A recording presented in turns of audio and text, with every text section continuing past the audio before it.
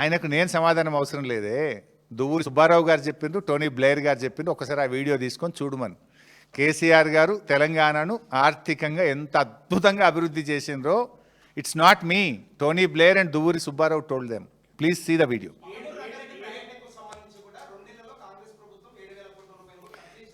ఏమైనా గజం కాలువద వీరేమో చెప్పమని నాకు, నేను చూస్తా. నేనేమంటున్నా, ఉత్తమ్కు సవాల్ విసురుతున్నా. పాలమూరులో ఇందాక నేను చెప్పినా కదా, ప్యాకేజ్ 3లో 2 కిలోమీటర్ల కాలువ తవ్వితే 30 టీఎంసీలు స్టోర్ చేసుకునే సిస్టమ్ అంతా రెడీ అయింది. రిజర్వాయర్లు, టనల్లు, పంప్ హౌస్లు, సబ్స్టేషన్లు, ఎవ్రీథింగ్ ఈజ్ రెడీ. 2 కిలోమీటర్ల కాలువ ఎందుకు తవ్వలేదు అని అడుగుతున్నా.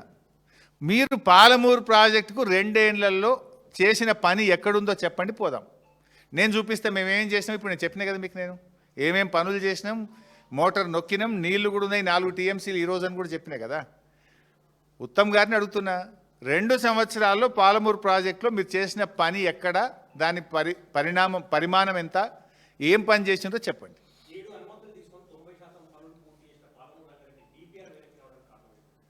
ఇది కాంగ్రెస్ పార్టీ యొక్క నిష్క్రియాపరత్వం వల్ల.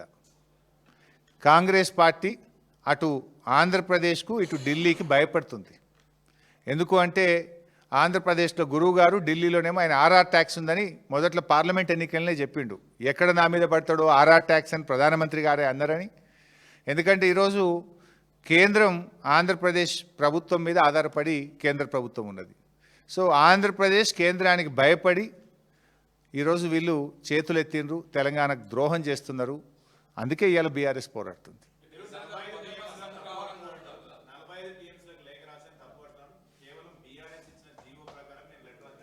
నేను జీవో ఇప్పుడే చూపించిన కదా బాస్ మీకు. 90 టీఎంసీలు కేటాయిస్తూ 2022లో బీఆర్ఎస్ ప్రభుత్వం ఇచ్చిన జీవో చూపించాను. 90 టీఎంసీల డిపిఆర్ మీద మేము అనుమతులు తెచ్చినాం. We have submitted the DPR for 90 TMC.